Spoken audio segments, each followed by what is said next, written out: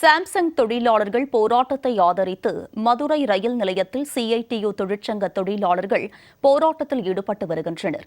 இது பற்றிய கூடுதல் விவரங்களை செய்தியாளர் சல்மான் வழங்க கேட்கலாம். சல்மான், சொல்லுங்க, இந்த போராட்டத்தில் எத்தனை தொழிலாளர்கள் பங்கேற்றிருக்கிறார்கள்? அவர்களுடைய பிரதான கோரிக்கை என்ன? சாம்சங் நிறுவன தொழிலாளர்களுக்கு ஆதரவாக தொடர்ச்சியாக சென்னையில் பல்வேறு கட்ட போராட்டங்கள் தொடர்ந்து நடைபெற்று வந்தன.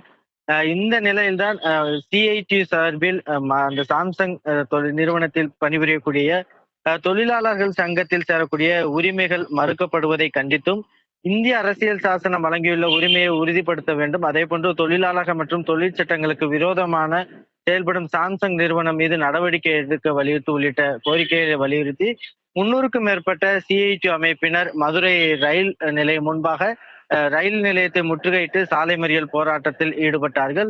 சரியாக பாண்டி பஜார் பகுதியிலிருந்து பேரணியாக புறப்பட்ட 300க்கும் மேற்பட்ட சிஐடி தொழிற்சங்கத்தினர் சாம்சங் நிறுவனத்திற்கு எதிராக கண்டன முழக்கங்களை எழுப்பி வரும், பதாகைகளை ஏந்திய வரும் பேரணியாக வந்து மதுரை ரயில் நிலையம் முன்பாக அமர்ந்து சாலை மறியல் போராட்டத்தில் ஈடுபட்டார்கள். தொடர்ச்சியாக அவர்கள் சாலை மறியல் போராட்டத்தின் போதும் சாம்சங் நிறுவனத்திற்கு எதிராகவும் தொழிலாளருக்கு விரோத போக்கை சாம்சங் நிறுவனம் கடைபிடிப்பதாகவும் கூறி அவர்கள் முழக்கங்களை எழுப்பினர். தொடர்ச்சியாக இதுபோன்ற போராட்டங்களுக்கு சாம்சங் நிறுவனம் உடனடியாக பதிலளிக்க வேண்டும்.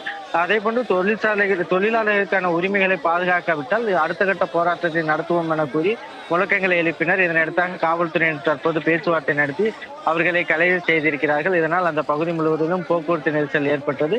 தொடர்ச்சியாக சாம்சங் நிறுவனத்திற்கு எதிராக சிஐடி தொழிற்சங்கத்தினர் சாலை மறியல் போராட்டத்தில் ஈடுபட்டது அந்த பகுதியில் ஒரு பரபரப்பை ஏற்படுத்தியது. உங்களுடைய விரிவான விவரங்களுக்கு நன்றி சல்மான்.